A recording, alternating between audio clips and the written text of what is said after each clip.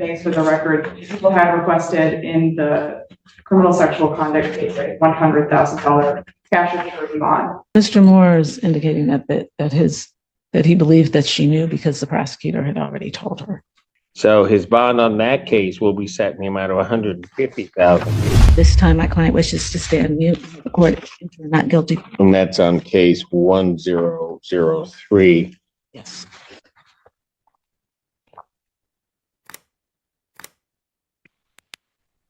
Good mute, not guilty. I'll set it. I won't set a probable. Well, I will set a probable cause date. I'll set the probable cause. Does the other one have one? Yeah, scheduled for next week for the other matter. The 11th. So I'll set probable cause in this one for the 11th at 8:30. I won't set a preliminary exam date. It will come from that. So then on that case, there's going to be an issue as to bond on that case. And then, Ms. Willenberg, I'm sorry, I don't think you put your appearance on the record, ma'am. We're Willenberg on behalf. And then on the other case, we need to do that. All right, there's a bond motion on that. I have read the bond motion. I will let the emergency bond motion of the people. I've read that bond motion. I also will let counsel know that because of what was contained in the motion, I went and I viewed the early this morning. I reviewed the video of the arraignment itself, so that I know what was at least said to the magistrate and what the magistrate was informed of, and then had received documentation, I think, which has been shared with defense counsel, or at least they were CC'd on the emails from the people. So that is correct. Was there anything else that the people needed to add to the bond motion or request for bond on the other case? No, Your Honor, I am just going to state a few things for the record. People had requested in the criminal sexual conduct case a $100,000 cash security bond. Here, the prosecutor significantly shifts the tone of the case. It's no longer just about a bond violation. The issue now includes an element of public safety. The charges involve weapons, resisting police, and contact with a 14-year-old girl. These factors demonstrate to the judge that the defendant is a dangerous and uncontrolled individual. Moreover, this pattern of behavior shows the court that the defense's arguments and attempts at buying time will be met with much harsher legal consequences. The judge now fully recognizes the seriousness of the situation and is already preparing to deliver a strict decision. Buckle up, guys. Today we are going to break down a bond hearing that quietly turns into something far more serious. What begins as routine scheduling quickly escalates when the court revisits prior bond decisions and acknowledges multiple overlapping cases. The judge signals early concern, reviewing motions, prior hearings, and video evidence, setting the tone that this defendant's situation is no longer procedural but a growing question of credibility, risk, and public safety. I don't know exactly. I was not at that arraignment. I don't know what exactly was happening. Your Honor is aware. But in my bond form request, I did state that the defendant had sent a photograph of himself with weapons to the 14-year-old victim in that CSE case, which I believe the nature of the charge that he had sex with a 14-year-old child and sending a photo of himself with those weapons was alone enough to make him a danger to the community and a danger to that victim in that case. And then when the defendant was arrested on that warrant on the 2nd, he ran from police who identified themselves and then dropped a loaded handgun as he was running away. He is also the suspect in an AWIM case in which 2 weapons were located, and those weapons, we believe, are the same weapons that he was in that photo that he sent to the victim. So I have extreme concerns that defendant had weapons. That AWIM happened in mid-December. He had those weapons. He ditched those weapons. Between that time of 15 days, he acquired new weapons. I have safety concerns just based on the acquisition of numerous dangerous weapons and that he has a pending CSC involving a child. So I am requesting a $100,000 cash bond on the CSC and a $75,000 cash bond on the new charges he was just arraigned on. Ms. Gins, before you go, Ms. Gins, one thing I was not able to figure out, and maybe counsel can help me. Out of Macomb County, he's on a tether. Was he on the tether prior to September of 2023, or did the tether happen after September of 23? I will have to ask him. I don't think we began representing him until after that time. Correct, but He's stating that he was on the tether prior to September of 2023. okay. So, and just so you know why I asked that, my concern about that is he's on a tether for a felony out of Macomb.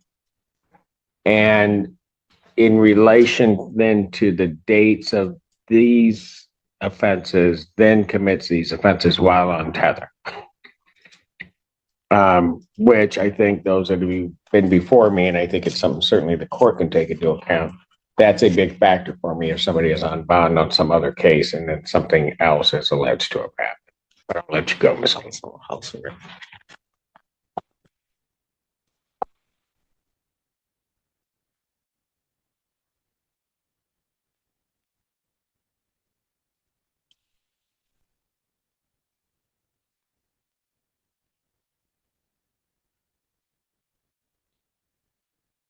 From here, the prosecutor lays out a stark picture. As a third-party observer, it's clear the focus shifts from technical bond issues to dangerous conduct.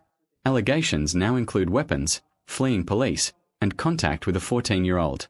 The narrative presented shows a pattern, not an isolated lapse. Each detail compounds the last, framing the defendant as unpredictable and escalating the judge's concern beyond simple compliance. Set in terms of him continuing with the tether, to not have any contact with the complainant, to not have any weapons. All those conditions address all of the concerns that were placed, all the concerns that were indicated by the prosecutor. In addition, Mr. Moore is a single parent. He has primary care of his 4-month-old daughter, who will be 5 months old on the 20th this month. He actually appeared in court with her on one of his very first court dates before, Your Honor. The mother is not positioned to have full-time care, and so he is the primary caregiver. He is working. He works at Meyer. He's been working there for approximately 2 months. It is his belief that he would be able to return to that job. That's how he works to support his daughter. He has no objection to the conditions of his bond being house arrest, and although he would prefer to be able to continue to work to take care of his daughter, if Your Honor were to require home confinement so that he could not leave, then he would abide by that. In terms of some of the allegations and of the that were made with regard to the bond, he very much denies having sent a photograph with weapons to the complainant in this matter. He states he does have a public Instagram, and that in the early part of December 8th, he was part of a music video that was filmed at the Wyndham Hotel off of right there on Jackson Road, and that the photos were taken there, and that they were not loaded weapons, that they were used as props as part of the video shoot. He indicates that I believe the order also says that he not return to WAVE, and he states that that will not be a problem. One of his mothers does work at WAVE, and he had been a student at WAVE, but he has no issues with no longer returning to WAVE. He resides with his brother. He and his daughter reside with his brother and his brother's girlfriend in the on Bynum Drive, not that far, close enough for him to get to work. And that's where he's been residing. He states that he has been working with Derek Jackson and with Marvin. I know his last name, I did not write it down, in doing community outreach. Go ahead. In working with him in community outreach. He's an active participant. He states in My Brother's Keeper. He also participates in the Formula 734 music resiliency program that Mr. Jamal Buford runs. He has not missed any of his court dates in Macomb County, and he has not missed any of his court dates here in Washtenaw. So he would appear for court. The conditions would ensure that he not be of a concern to the court, and in particular, if there is the requirement of the house arrest, there would not be any danger of harm or potential harm to the community if Your Honor is concerned about that. And so we'd ask that the court either keep the bond that Magistrate Fink set an identical bond in the new matter, or in the alternative, set a bond where he would be on GPS tether. I believe he's on GPS tether now. Is that correct? Yeah, and that he be on house arrest, and that he have no contact with the complainant, not go to the way of school, not possess any firearms. I don't know. I need to go see if I can find them. No one's responded. Okay. All right. The defense responds by emphasizing stability and responsibility. Observing objectively, the strategy is clear: highlight family ties, employment, and willingness to accept strict conditions. The defense disputes the weapons allegations, framing them as misunderstandings tied to a music video, and stresses community involvement. This section slows the pace, offering mitigation and human context, while attempting to counter the prosecution's portrayal of ongoing danger.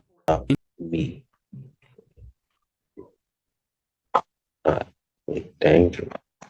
Yeah, to continue to provide for my daughter, stuff like that. I don't have no problem with following any of these or anything like that. The reason I'm still on tether with Macomb is because more to die. Done. Okay. It's not correct. Yes. Thank you. All right. Is there anything else from the people? Nothing additional, Your Honor. Was there something else you wanted to say? Mr. Moore did want you to know that, and I don't know if you would want to entertain him speaking for himself, but I asked him what he was going to say, and that, he has no problem with house arrest, with staying on the tether. I believe the tether is now Macomb tether, but if Your Honor wants a tether out of this county on him, he has no problem with that.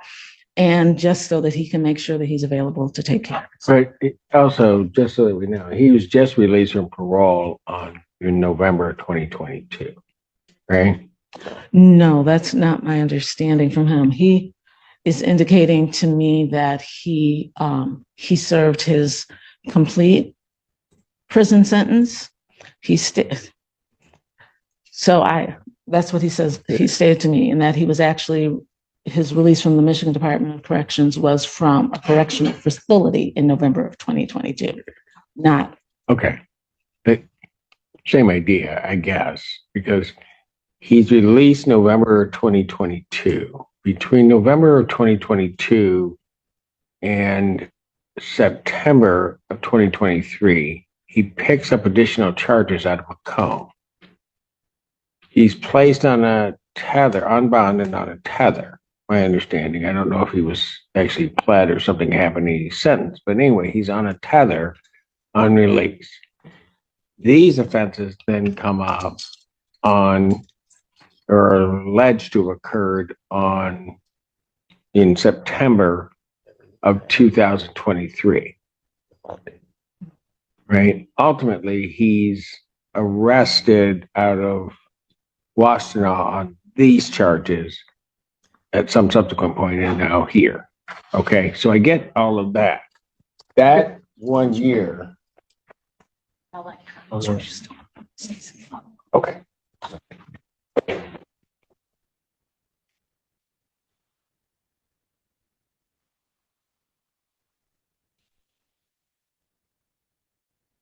Your Honor, may I ask a question, please?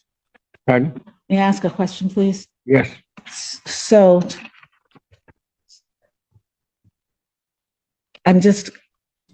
so the dates for the allegations, I thought I have September 20th through the 30th of 2023. okay. All right, thank you. That's what I have on the complaint. May I just add that I believe that those Macomb County charges are also weapons offenses for which he is on bond for. So the Macomb County, he had informed the magistrate that it was just the receipt and concealment of a motor vehicle. But you believe that there are weapons charges with that? Yes. In his lien, I can see arrest 6/14/2023. In the judicial segment, it's showing that these were bound over to the 16th Circuit Court, so I don't know where they're at, but there is a felony for weapons receiving and concealing, firearms receiving. Got it.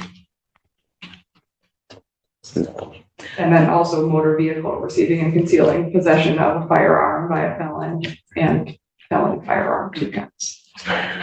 So it's my understanding from Mr. Moore that those matters are pending still.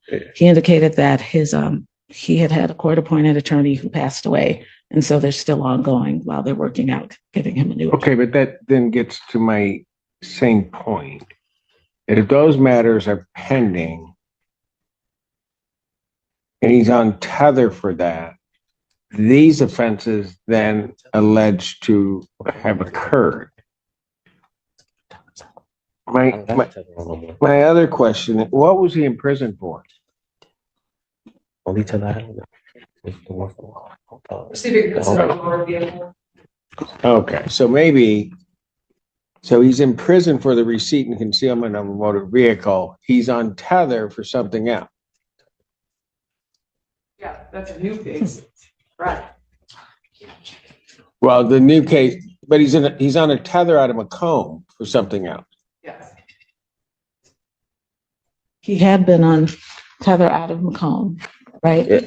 The case for which he was incarcerated for was in Washtenaw County. Was in Washington. And then, and I have it run here. It was for a receipt and concealment and concealing of a motor vehicle, unlawful driving away from an automobile. What is it? Macomb. Oh, I now have Macomb. Thank you. Yeah, okay. So his Macomb case is a weapon. So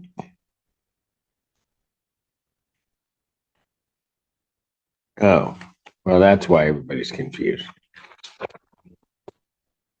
Because his Macomb cases are a weapons, firearm receipt and concealment of a motor vehicle, firearms possession by a felon. Well, and those,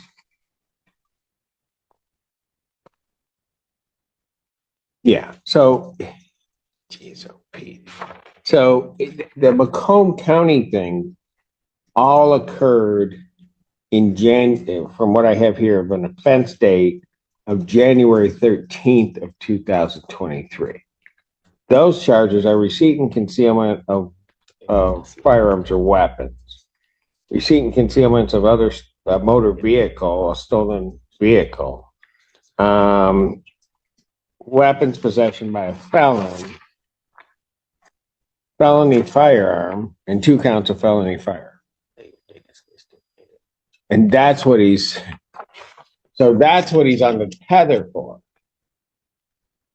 At this stage, the court begins dissecting timelines, prior cases, and inconsistencies. From an outside perspective, confusion turns into clarity as multiple weapon-related charges, prior incarceration, and tether violations are untangled. The judge's questions expose gaps between what was disclosed and what existed. The cumulative effect shows repeated offences while under supervision, reinforcing doubts about honesty and compliance. That is my understanding of what he was on the tether for. Yes. Right. So it's not just, well, then he misled the magistrate, quite frankly, because he told the magistrate, and my memory is still pretty good, I think, this time of day, but he told the magistrate that he was on the tether for receipt and concealment of a motor vehicle. Just kind of left the felony firearm and the firearms charges kind of out of the mix. They already charged the prosecutor. Mr. Moore is indicating that he believed that she knew because the prosecutor had already told her. Here, the judge gives a lengthy explanation and reveals a sense of frustration. The charges are very similar, each involving a vehicle, a weapon, and now also a CSE criminal sexual conduct issue. The judge emphasizes that the defendant has been committing a series of similar offenses. This pattern no longer allows him to claim it was just a mistake. It clearly reflects ongoing behavior. The judge also points out that additional investigative materials indicate other potential victims may be at risk. At this stage, the judge is weighing both the legal implications and the broader public safety concerns. Oh, The prosecutor had already stated all the charges that I had him. I can understand. Hang on a second. The problem with that is she asked you specifically about the tether, as I've been calling from the video. But the other part of it is that the very fact that we just had to go through all of this, it is very difficult to keep track of what you have because the charges are very similar from Macomb to here and then what you went to prison for. I mean, everything seems to revolve around some motor vehicle, weapons. The only thing that's different here is now we have a CSC, but then we have another weapons charge. So that's hard to keep track of. Here's the other thing, and I am aware when warrants are signed. And so I bring this all into the mix only to say, and I'm not, the warrant itself wasn't sealed, so I'm just going to say it. There's at least some indication, because this involves a 14-year-old, this case here. There are some indications on the defendant's electronic devices, there are other young girls on there and indications of contact with other young girls. And so I say that to you because along with everything else, the defendant having been in prison on something, he get a 5-year term, whether he got out or not, whether he's on parole, that happens in November of 2022. By January of 2023, he is committing in Macomb County numerous other felonies. He is then at least alleged to then commit more felonies by, there was a July something. I don't know that it really matters, but he's then has, that's this one. Make sure I have my dates right. No, this one goes to pardon? Sorry, Your Honor. He was also arrested in September 2023 and charged with home invasion second and larceny from a motor vehicle. Those cases. Out of where? Weird. Those cases were ultimately dismissed. However, Got it. That's correct. But I'm just saying, he's got these pending charges in Macomb. He has, then as he travels along, there are the other charges to come up. Granted, they're ultimately dismissed, but then you have these CSC charges coming up. There are then additional weapons charges that come up that he's just being arraigned on here. And given at least, and I don't know what's going to come out of it, but given at least what I've seen from the warrant, there may be additional CSC charges on minors coming up at some point. And he's hanging around a school. The latter half of all of that, from January at least, or from whenever he may have been arraigned in Macomb, all of that stuff is happening while he's on bond on the Macomb County thing. That in and of itself, quite frankly, it would be enough for me to deny bond, quite frankly, to him, given the nature of the charge. But if I just take the standard analysis of it, while none of this shows a propensity for flight, or that he would be a flight risk because he seems to stay in the same areas, Washington and Macomb County, committing offenses, so kind of know where he is. Under just looking at that, to say he's not a danger to the community, especially with the other information that I shared with counsel, there is no way I can't come to that conclusion that he's not a danger, not only to this particular victim, with the addition of sending pictures of weapons afterwards. But thank you. After these charges are done or filed, sending those pictures, he's got all of these weapons. He is clearly a danger to the community and to that victim, as well as these other potential victims. I don't believe for 1 minute that his promise that he's going to stay away from that school and these young girls, that will never happen. I can't believe that from him. So before I rule, is there anything else, Ms. Davis? No, thank you, Your Honor. Your Honor, Yes.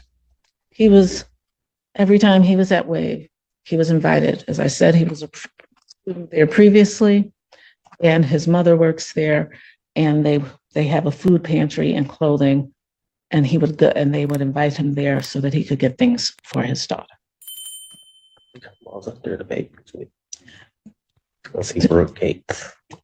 Okay, all of that may be true. That's all. That's That all. they may have invited him there for the good purpose. Mr. Moore. However, I don't think he was invited there to prey on young girls.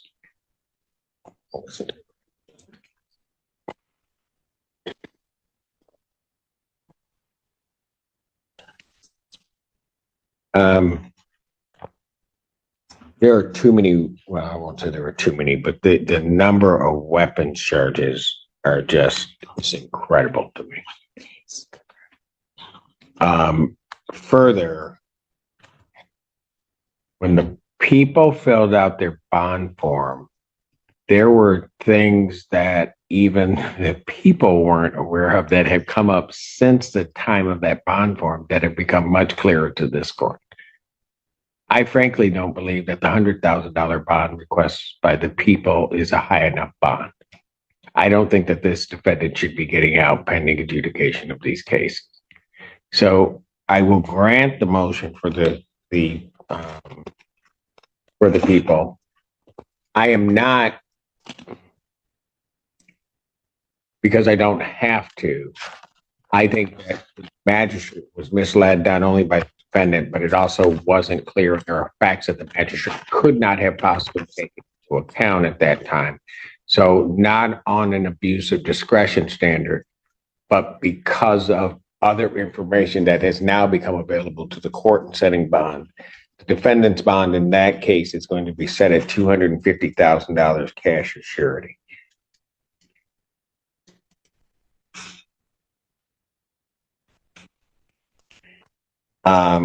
That will include all of the conditions that the magistrate initially put on his case regarding a GPS tether and other things should he post. On the new case that I'm arraigning him on today, I would indicate that I will order standard conditions, including no assaultive behavior or possession of any weapons. There is to be no possession of any alcohol, recreational marijuana, or any illegal drug. I'm going to add to that case, while it doesn't particularly involve that, there is to be no contact with any persons under the age of 18.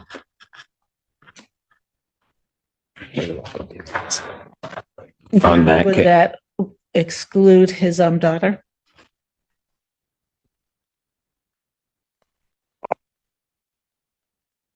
What's your daughter's? At this moment, yes. Ms. Gaines, and I don't like doing that, and I'm not doing it lightly. But when I have an individual that is alleged has 2 CSC offenses against a 14-year-old girl, I've got other indications that other young girls are being contacted by this defendant, that he's around a school. Frankly, I can't say that any young girl is safe around him. And so I'm not going to condone any type of contact. Certainly not on what I know now. Okay. All right. And so it's no contact with any persons under the age of 18. With regard to his bond in that case, again, I think now that we've sorted out these numerous weapons charges, and I understand that it was a good faith request on behalf of the people, but I don't believe that his bond, the request by the people, is high enough with regard to all of these weapons charges. So his bond on that case will be set in the amount of $150,000.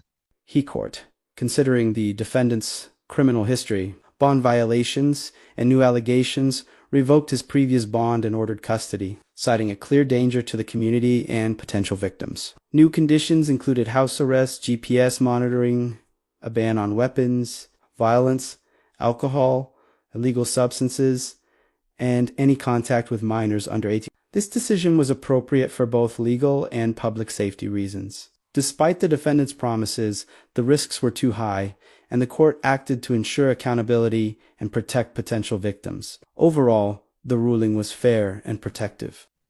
Cash surety. His PCCs are set for the 11th. We'll see him then. Thank you.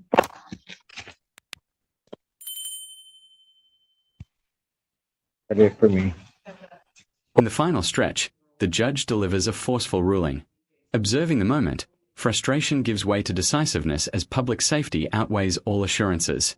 The court cites patterns, potential additional victims, and repeated weapons involvement to justify denying release. Bonds are sharply increased, conditions tightened, and contact with minors entirely barred. Like the video, subscribe to the channel, and we'll see you in the next video.